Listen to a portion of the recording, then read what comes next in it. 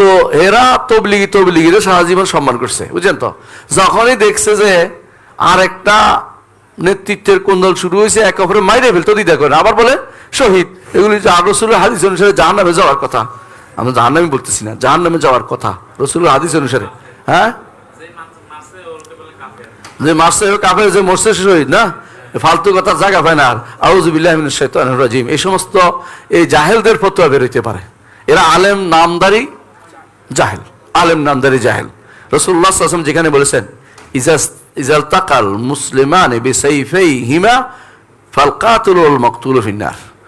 দুইজন মুসলিম যদি কোনো তাদের অস্ত্র নিয়ে একে অপরকে আঘাত করতে যায়, মৃত এবং যে হত্যা করছে উভয় জাহান্নামী। তো জিজ্ঞাসা করি রাসূলুল্লাহ দুইজন কেন জাহান্নামী? একজনও জাহান্নামী হবে, যে মারছে সে। মারছে তো সে, যে মার খাইছে সেও চাইছে মারতে, অস্ত্র নিয়ে বেরিয়েছে কি জন্য? যদি এমন হইতো কোন আব্দুল্লাহ আল মাকতুল, যে কিছু অস্ত্র নেই আমি মরে গেলে মরে যেতে পারি, ওই আল্লাহর বান্দা কার মতো?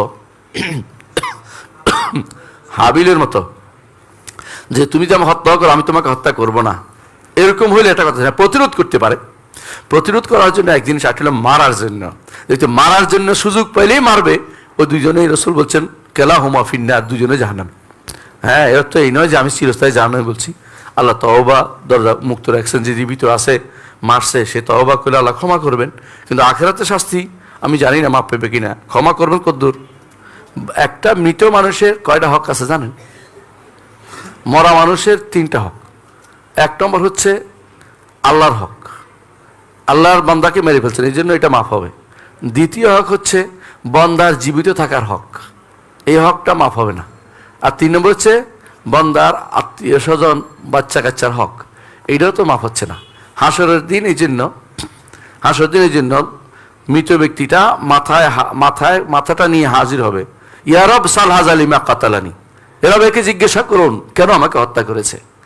এই জন্য রাসূলুল্লাহ সাল্লাল্লাহু আলাইহি ওয়াসাল্লাম বলেছেন লা ইয়াজালু মারউ ফি ফুসহাতিন মিন দীনিহি মা লাম ইউসিব দামান হারামান। একজন মানুষ তার দ্বীনের মধ্যে প্রশস্ততার মধ্যে থাকে, বাঁচার পথ থাকে, ততক্ষণ পর্যন্ত না দ্বীনের মধ্যে থাকলে, শিরিক করতে আলাদা কথা, দ্বীনের মধ্যে গুনার মধ্যে এটা বড় গুনাহ যে কাউকে হত্যা করা।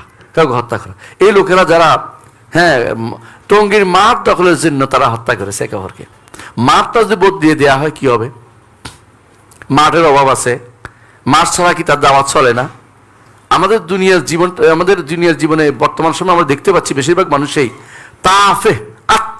যে জিনিসের কোনো মূল্যহীন, এটা নিয়ে মানুষ মরে যাচ্ছে, কোনো কারণ নাই মরে যাচ্ছে, মারিয়ে ফেলতেছে কে একে অপরকে। টঙ্গীর মাঠ দখলের জন্য মানুষ মারা যাচ্ছে, কি দুঃখজনক ঘটনা এগুলি।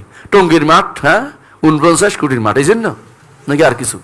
টঙ্গীর মাঠ কি হলো? টঙ্গীর মাঠ যদি কোনো সরকার বদলে আরেকটা জায়গা দেয়, দিতেই পারে সরকার। টঙ্গীর মাঠ ওদেরকে দিছে এক সময়, হ্যাঁ, এক শাসককে দিছে, বুঝে দেখ না বুঝে দেখ, এটা একটা বিপদের কারণে দাঁড়াইছে। বুঝে আসছে কথাটা? প্রত্যেকে তার জায়গায় মসজিদে আছে আলোচনা করবে, অথবা নিজের জায়গাতে ঘর করবে। সরকার জায়গা দিতে হবে কেন? এইসব বেদাতের জন্য, এটাও তো জানার বিষয়। তো যদি করে এই সমস্ত জায়গাতে দিছে, এরপরে এখন মারামারি করতেছে, এটা যে কোনো সময় এটা উড্র করা উচিত যে তোমরা মারামারি করছো, যেহেতু এটা তোমাদেরকে আর দেওয়া হলো না, কারণ এটা তোমরা তো মারামারি করো, কারণ তোমরা তো শান্তি বিঘ্নিত করতেছো, এবং তোমাদের দ্বারা যে সমস্ত মানুষ মারা যাচ্ছে, এখন তো শুনতেছি আরো অনেক বেশি মারা গেছে, এটা আসলে দুর্ভাগ্যের বিষয়। সুতরাং এই জাতীয় কাজ করা যাবে না, ঠিক আছে? বুঝে আসছে?